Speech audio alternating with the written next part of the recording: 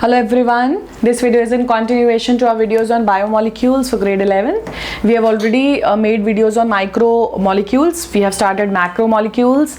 In our previous video, we had discussed di and trisaccharide. In this, we are going to talk about polysaccharide molecules. We'll talk about their types, their classification, and we'll talk about in detail about starch, and we'll take up cellulose in our next video, another example. So we'll start with polysaccharide. Watch the video till the end. You will get all the pointers required for your notes on the board. You can use them for your notes. Starting up with the classification. How are these polysaccharide molecules classified? They are classified on two main bases. One is on the basis of their structure and second is on the basis of their function. Fine. So there are two main classifications of polysaccharide molecules. As it is a polysaccharide molecules, poly, there will be multiple monomers of sugar. So that is its name name is self-suggestive. Talking about the classification, first is on the basis of monomer units. That means how many monomer units and what type of monomer units are present. So first is homopolysaccharides and hetero. Now the name itself here, देखो, everything is suggestive by the name itself. Homo means same, hetero is always used for different. Homopolysaccharides means that they have same, I'll write with another color. They have same monomer units. Like for example is a cellulose and the monomer unit here is only glucose. Matlab multiple glucose molecules will combine together in a particular fashion and will form cellulose. Fine, we'll discuss about the structure of cellulose in detail in our next video. We'll take up in this structure in our next video. So homopolysaccharide, homo word means same, polysaccharide, example cellulose, and which monomer is used here? Only glucose. That means multiple glucose molecules bind together to form a cellulose. Heteropolysaccharide, hetero means different, hetero means different. So different monomer units, and the monomer units would be glucose in case of hemicellulose. We are talking about hemicellulose here. Glucose and galactose. Fine. So glucose and galactose molecules, they combine in a particular fashion to form hemicellulose, which is a heteropolysaccharide. That means different monomer units are joined together.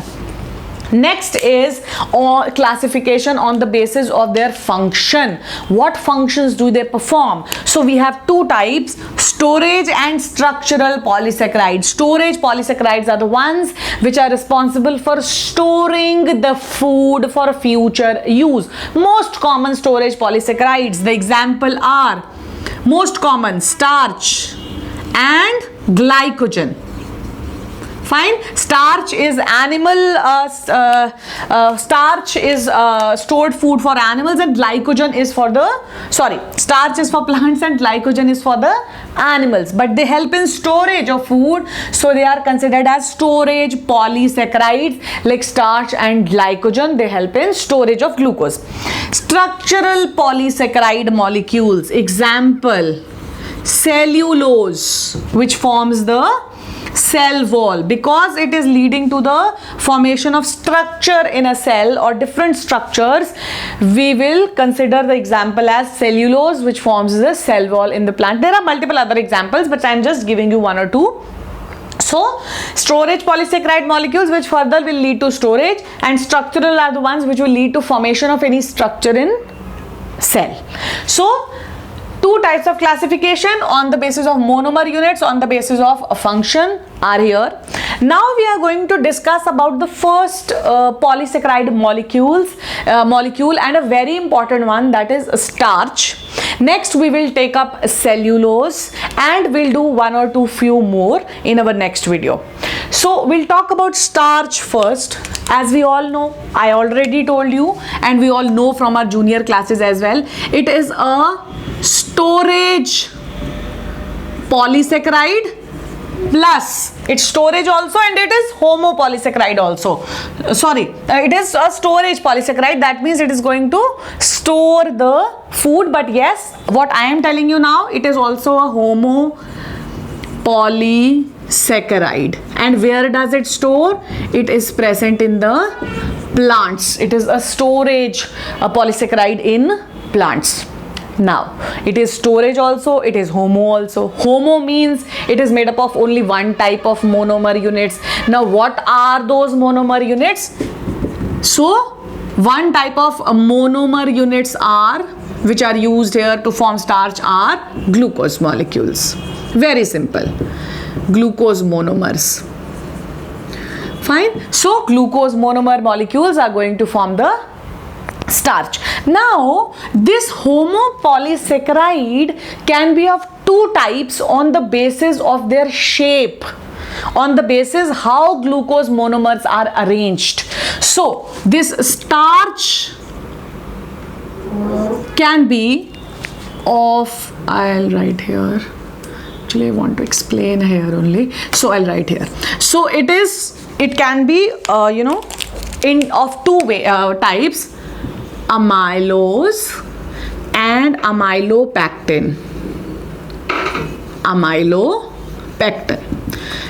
Why do we divide them into two? The reason behind that is, reason behind this division is that in amylose there are linear chains of glucose molecules. That means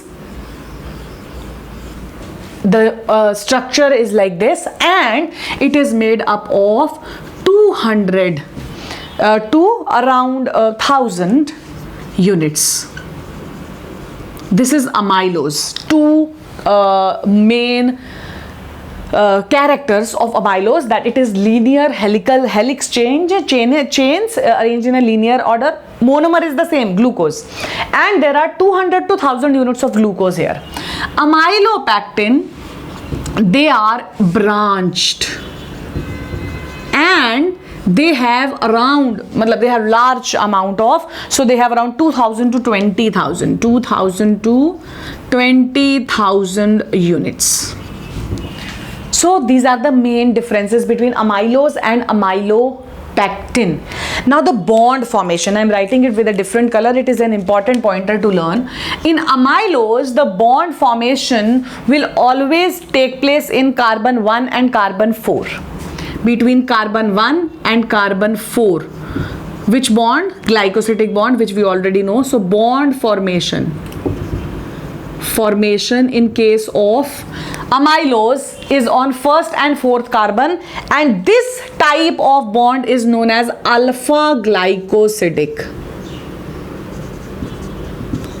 Whereas in case of amylopectin, two types of bonds are going to form. One will be between C1 and C4, and one will be between C1 and C6. So there are two types, two bond formation, and here the type of bond between 1 and 6 is known as beta glycosidic bonds. Now why are these two bonds formed? Because when we see the structure, if we see the structure of amylose, what do we see? That these are the monomer units attached like this. But when we see the structure of amylopectin, so it will be like this also, and it will have branchings like this also. Fine. So amylose and amylopectin, amylose is linear, amylopectin shows branching, and the type of glycosidic bond here is beta glycosidic. In case of amylose, it is alpha glycosidic. Fine. So this is how the division of amylose and amylopectin is here. Now the blue-black color which the starch gets when iodine is put over it due to the presence of amylose, or you can say amylose. If the starch is amylose type, that will turn blue-black when iodine will be put over it. You can write this pointer. Next is our arrangement of the starch in the grain form. For example, starch is stored in the plants. It is a storage polysaccharide. So it will be stored in maybe rice, wheat, potatoes, everywhere where starch is stored, it is stored in the form of grain form. So I'll write here, storage of starch is as a grain. And if we see the structure of a grain, so what do we see? That there is a hilum here, and around this hilum there are layers present like this. So the presence of hilum will determine the name of the grain, and how this presence of hilum, where the hilum is present, we have two divisions also on the basis of hilum present. They are acrocentric and concentric. Yeah, eccentric and concentric. And how are they divided? I'll write here, on the basis of presence of hilum. So this is when the hilum is present like this, it is eccentric, and when the hilum is present here and the layers are formed like this, not attached to the hilum, this is a concentric arrangement. Fine. And this dot which I have made, I'll label it here hilum. Also, in some grains, the arrangement would be the hilum and then the layers like this, whereas in some, this type of a grain is known as a simple grain. Simple grain. Example, where is this simple grain found? It's found in maize. Fine. And if I say that there are multiple hilums here and the arrangement is like this,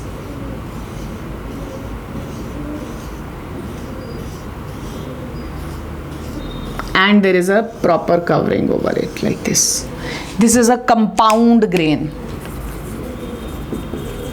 and it is found in examples. This is also example, rice and wheat. Fine. So starch is a homopolysaccharide and a storage polysaccharide found in plants. Monomers are only glucose molecules.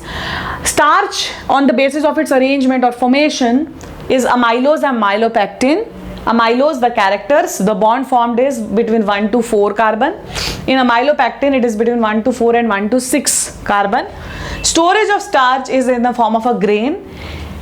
If there is a hilum which acts as a center, if it is the layers are present around the hilum, they can be in concentric arrangement or eccentric arrangement. And the simple and compound grains are there. Example of simple is maize and compound is rice and wheat. Fine. So these are all the important pointers related to the polysaccharide molecules. We have started with the examples of polysaccharide. We have discussed starch here. In our next video, we'll talk about cellulose and we'll take up a few more. So keep watching, liking, sharing, subscribing. Thank you.